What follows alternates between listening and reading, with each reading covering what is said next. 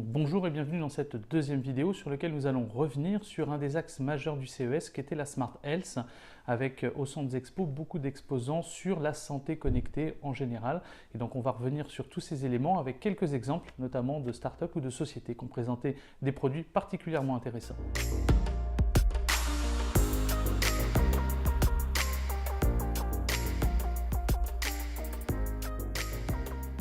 C'est vrai que la santé connectée est un des axes majeurs du CES. Le nombre d'exposants est en constante augmentation et c'est vrai que sur le Sands Expo cette année, on a pu voir de nombreuses solutions qui sont sorties, alors qui intègrent plein d'éléments, enfin plein de technologies. On va retrouver beaucoup de robots, on va retrouver notamment beaucoup de réalité augmentée, on va retrouver naturellement des lunettes, on va retrouver tout un tas de scanners que l'on va pouvoir utiliser sur son smartphone. Enfin, c'est vrai qu'il y a beaucoup de solutions qui sont autour de la santé. Et c'est vrai qu'on est presque dans un solutionnisme technologique, comme le disait un de mes confrères récemment, avec à chaque problème ou à chaque maladie, une solution technologique appropriée. Alors, trois constats majeurs. La première, c'est qu'on va piloter sa santé de manière totalement différente. On est en mesure aujourd'hui, par l'ensemble des capteurs, des objets connectés que nous avons à notre disposition, de mieux comprendre notre performance et donc d'avoir plein d'éléments, plein de données qui remontent sur notre état physique. Deuxième chose, c'est que grâce à cette donnée qui remonte, on va être en mesure d'avoir un suivi beaucoup plus fin de notre bien-être, de notre capacité à résister à l'effort, de notre capacité à être bien et donc de pouvoir tout simplement avoir un tas d'indicateurs de performance sur notre corps humain. Et enfin, troisième chose, qui est un peu la résultante de ces deux premières, c'est que finalement nous allons avoir une relation qui va s'en trouver totalement modifiée entre le sachant, enfin notre médecin traitant, et puis nous-mêmes qui sommes ceux qui allons consulter. Nous avons donc plus d'informations à notre disposition. Donc on va rentrer dans une nouvelle phase, presque une phase de collaboration ou de coopération avec son médecin ou ses experts qui vont nous accompagner au quotidien, que ce soit des kinés, des chirurgiens ou autres. Et donc tous ces éléments nous amènent tout simplement à pouvoir avoir trois nouveaux constats que je viens d'énumérer et qui nous amènent à redéfinir presque tout simplement la manière dont on va piloter sa santé au quotidien. Et c'est vrai que depuis le boom des objets connectés et de la Smart Health en général, nous avons à notre disposition un tas d'informations que nous n'avions pas encore il y a quelques années. Et donc tout cela remet en considération totalement cette relation entre le sachant qu'est le médecin et puis bien entendu nous-mêmes. Beaucoup de choses cette année autour notamment de l'imagerie médicale. Et un des premiers projets que j'aimerais partager avec vous, c'est le projet Butterfly. On va avoir sur Butterfly la capacité directement chez soi de réaliser un diagnostic par ultrason avec une douchette qui est reliée directement à notre téléphone. Alors comme vous le voyez sur cette vidéo, cette douchette vous permet d'effectuer différents diagnostics de manière parfaitement intuitive. Donc ce qui est intéressant notamment, c'est que vous allez être en mesure de pouvoir zoomer, de pouvoir avoir accès à différents tutoriels et puis bien entendu aussi, et c'est la particularité, une collaboration entre différents sachants qui pourraient effectuer un diagnostic similaire.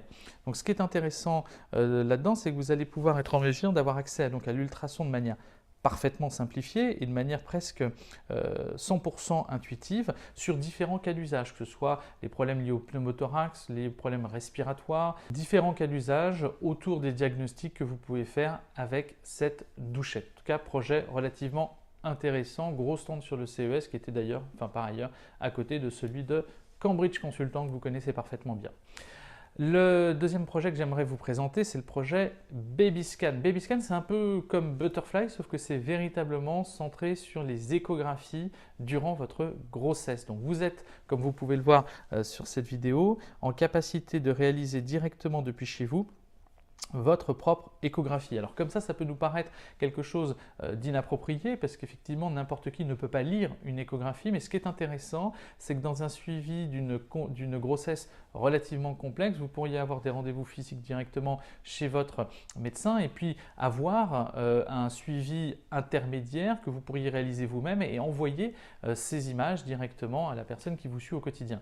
Donc ce qui est intéressant là-dedans, c'est cette capacité en fait à avoir un parcours de santé beaucoup plus fluide, beaucoup plus agile et puis surtout beaucoup moins contraignant quand vous êtes dans des phases de grossesse qui peuvent être compliquées. Alors bien entendu, comme vous le voyez sur cette vidéo, c'est un produit qui est également excessivement simple d'accès et donc qui vous permet directement à domicile de réaliser votre propre échographie. Alors, ce qui est intéressant également sur cette édition du CES, c'est beaucoup de choses autour de la Silver Economy et notamment de la détection de chute. On va avoir plusieurs appareils ou plusieurs typologies d'appareils assez différentes. Alors, le premier que vous voyez à l'écran, c'est le projet Mint. Mint qui est intéressant puisqu'il a cette capacité de détecter des chutes avec un taux extrêmement faible, pour ne pas dire inexistant, de faux positifs. Donc, c'est-à-dire qu'à partir du moment où la détection de chute est constatée, elle est véritablement vraie et donc le personnel soignant peut tout simplement se déplacer avec la certitude qu'une personne est tombée. Alors, ce qui est intéressant dans celui-ci, c'est notamment son côté RGPD friendly. On va être en mesure de ne pas filmer à proprement parler la pièce dans laquelle se trouve la personne et vous allez voir, comme vous le voyez à l'écran, différentes couleurs, différentes images qui vont vous permettre de détecter que la personne est tombée sans avoir à la filmer à proprement parler. Donc ça, c'est quelque chose qui est intéressant et qu'il effectivement convient de pouvoir implanter, alors soit directement à votre domicile, soit directement bien entendu dans des structures type les EHPAD. Alors dans la détection de chute, on avait également le projet Yvonne qui est intéressant. Le projet Yvonne, c'est une chaussure connectée. Alors une chaussure qui est une chaussure standard, c'est-à-dire qu'on va implanter dans la semelle et dans la languette des capteurs qui vont vous permettre de détecter la chute et donc d'alerter un proche ou directement un organisme que vous auriez pu vouloir avertir. Donc une fois que vous avez cette alerte, vous recevez des coordonnées GPS en disant telle personne est potentiellement tombée à tel endroit, donc avec cette coordonnée. Vous répondez directement pour dire oui, c'est bon, j'y vais. Donc si plusieurs personnes ont été en mesure de recevoir l'alerte, une seule pourra effectivement y aller, les autres ne seront pas relancés quant à cette chute. Et donc ce qui est intéressant, c'est que la personne qui est tombée va recevoir un signal directement par vibration dans la chaussure, lui confirmant que quelqu'un est en train de se déplacer à son encontre. Donc ce qui est intéressant, c'est que vous allez être en mesure de pouvoir alerter puis de rassurer la personne qui est tombée et avec une chaussure qui est parfaitement classique, celle de tous les jours avec différents formats, basket ou pas. Et donc ce qui est intéressant, c'est qu'en fait là encore une fois, comme le projet précédent, on est dans quelque chose qui est parfaitement fluide, parfaitement diffus, qu'on ne voit pas et que l'on peut utiliser. Donc là, ils le font sous forme d'abonnement. Le projet Yvonne vient tout simplement d'un acteur, c'est par le groupe ERAM qui porte cette solution, cette start-up. Et donc, ce qui est intéressant, c'est qu'ils ont développé cette chaussure sur la base de leur expertise primaire, qui était celle d'avoir des collaborateurs qui étaient isolés et qui avaient besoin généralement de chaussures de sécurité avec des solutions d'alerte au cas où il y a un accident. Donc là, ce qui est intéressant, c'est qu'on a une adaptation très professionnelle qui s'adapte directement aux consommateurs de tous les jours. Et surtout avec cette fluidité, le fait qu'on ne voit pas presque la technologie qu'il utilise. Autre projet intéressant cette année et qui vous accompagne au quotidien lorsque vous avez des problèmes auditifs, c'est le projet, comme vous le voyez à l'écran, Evoque. Donc c'est une aide auditive, un intra-auriculaire que vous allez pouvoir positionner directement sur vos oreilles ou l'oreille qui est déficiente et qui va être en mesure de s'adapter à votre quotidien. C'est-à-dire que contrairement à une aide auditive que vous pourriez avoir et que vous devez régler, celle-ci va pouvoir se régler automatiquement en fonction du contexte et du lieu dans lequel vous vous trouvez. Si par exemple vous êtes en forêt comme vous le voyez sur cette vidéo, automatiquement vous allez pouvoir régler le volume. Et l'application qui va gérer votre appareil va être en mesure de comprendre qu'à tel endroit, tel lieu, en fonction de la géolocalisation ou en fonction de son environnement, donc par du deep learning, d'être en mesure de s'adapter à votre quotidien. Et donc, naturellement, quand vous allez pouvoir être dans un café avec un bruit beaucoup plus déployé, automatiquement cet appareil va être en mesure de réguler le volume. Donc ce qui est intéressant, c'est qu'on est sur un appareil que vous allez pouvoir utiliser et qui va s'adapter de manière totalement fluide et transparente à votre quotidien.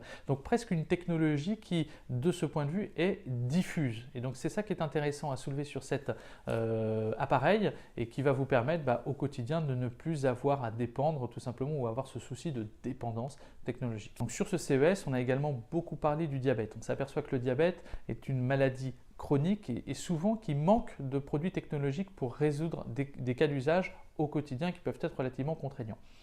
Une des contraintes fortes, c'est quand vous êtes en déplacement et diabétique, vous devez transporter votre insuline dans des températures qui soient correctes.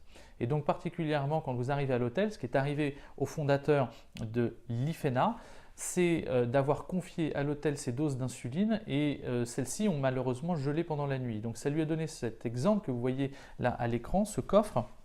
Ce mini coffre qui fait à peu près 25 cm de longueur et qui est en mesure de s'ouvrir et de se fermer de manière parfaitement électronique, enfin magnétique, et donc géré avec une application, et qui va transporter votre insuline sur une température d'environ 2 degrés, donc avec une batterie intégrée ou la capacité de le brancher sur secteur.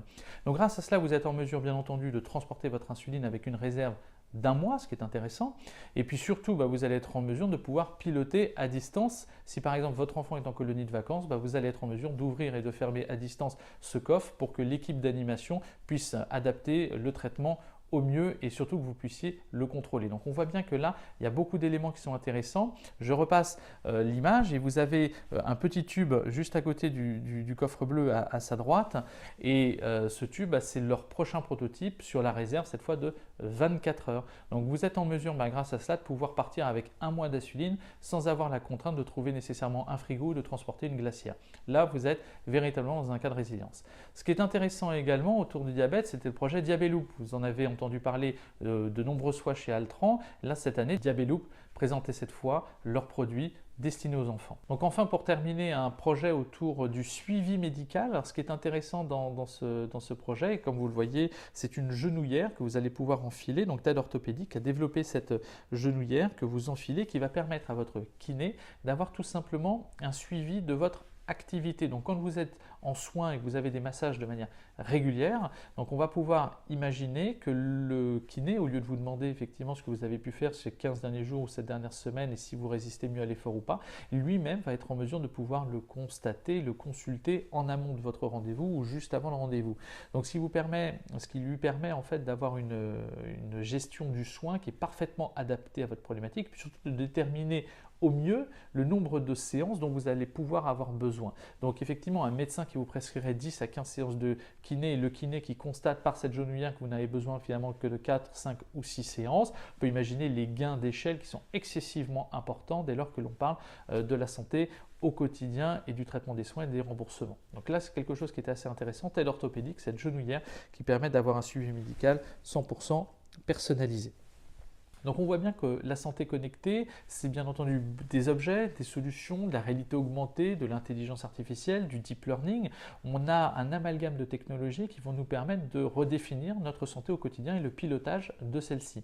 Alors ce qui est intéressant sur le CES, c'est que la 5G était particulièrement importante dès qu'on parlait de santé connectée, puisqu'on parlait notamment de chirurgie, donc d'intervention en bloc opératoire où le zéro latence est de mise. Donc on voit bien qu'il y a beaucoup de sous-jacents technologiques extrêmement importants pour redéfinir notre santé ou tout du moins le pilotage de celle-ci au quotidien.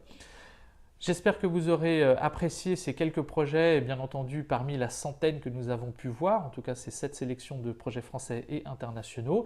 Je vous retrouve très bientôt pour une nouvelle vidéo autour d'une autre thématique sur ce CES.